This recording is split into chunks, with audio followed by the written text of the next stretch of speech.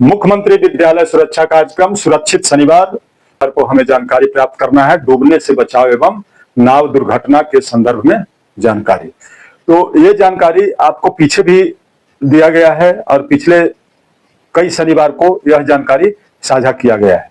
तो बिहार राज्य आपदा प्रबंधन प्राधिकार के द्वारा जो वार्षिक वैगन व्हील है उसके अनुसार ये जानकारी प्राप्त करना है और सभी बिहार राज्य के जितने भी फोकल शिक्षक हैं वे सभी शिक्षक अपने अपने विद्यालय में बिहार राज्य आपदा प्रबंधन प्राधिकार द्वारा जो wagon wheel new wagon wheel जो बनाया गया है उसी के अनुसार हमें बच्चों को जानकारी देना है।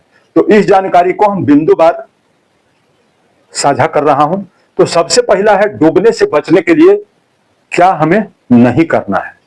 तो डूबने से बचने के लिए जब बरसात के दिन हो या अब बरसात समाप्त हो चुका है, कहीं खड्डा में, नाला में, नदी में, तालाब में जहां भी पानी जमा है, बरसाती पानी जमा हुआ है, वहां पर हम बच्चों को जाने से रोकें। बच्चे को हम समझाएं कि बाबू तुम कभी भी इस तरह के जहां अंदाज नहीं हो कि कितना पानी है उस पानी में तो प्रवेश नहीं करो, नहीं है लो, जाओगे तो तुम डूब सकते हो। तो ये सभी जानकारी हमको बच्चों को देना है। डूबने से बचने के लिए हम क्या करें। तो डूबने से बचने के लिए हमें ध्यान देना है कि हमारे विद्यालय के बच्चे आसपास कहीं भी जल जमाव हो, अधिक पानी हो, वहां जाने से हम बच्चों को रोकेंगे।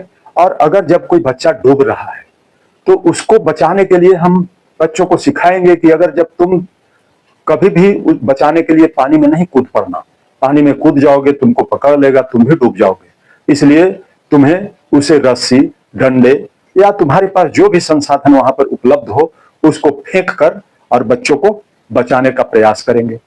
उसका मॉक ड्रिल करके भी हम बच्चों को दिखाएंगे कि किस प्रकार से हम जो डूब रहा है उसको हम कैसे बचाएं।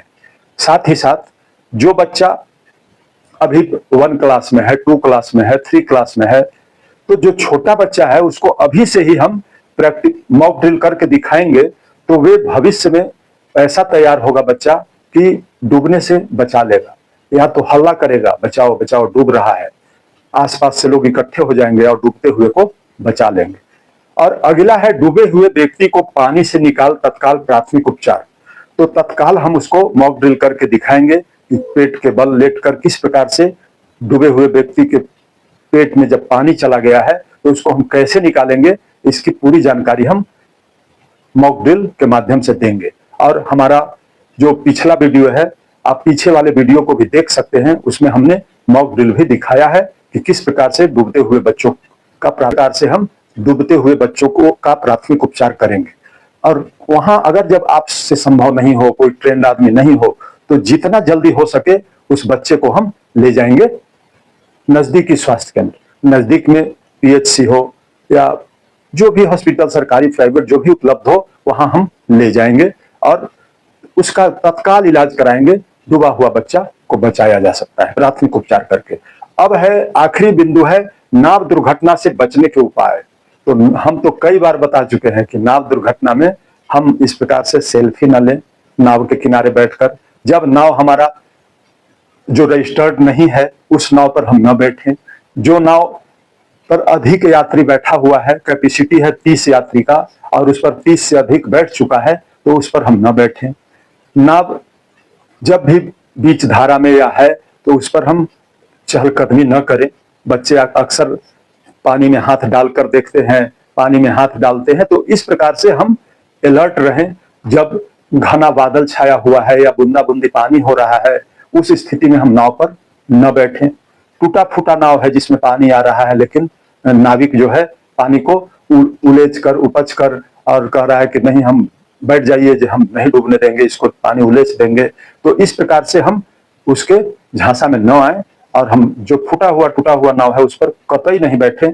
साथ ही साथ जब तेज हवा आंधी चल रहा है उस स्थिति में भी हम नाव पर न बैठे। जब नाव नदी के किनारे लगा हुआ है और जब हमको चढ़ना है या उतरना है तो अधिकांशतः देखा गया है कि चढ़ते उतरते समय भी नाव डूब जाता है। तो चढ़ने उतरने के समय हम अफरा तफरी न करें कि जल्दीबाजी हो कि जल्दी हम चढ़ जाए, जल्दी चढ़ जाए। इस प्रकार से कई लोग एक तरफ से चढ़ने लगते हैं, नाव एक तरफ एक साइड, वजन ज्यादा हो जाता है तो नाव डूबने का संभावना बना रहता है।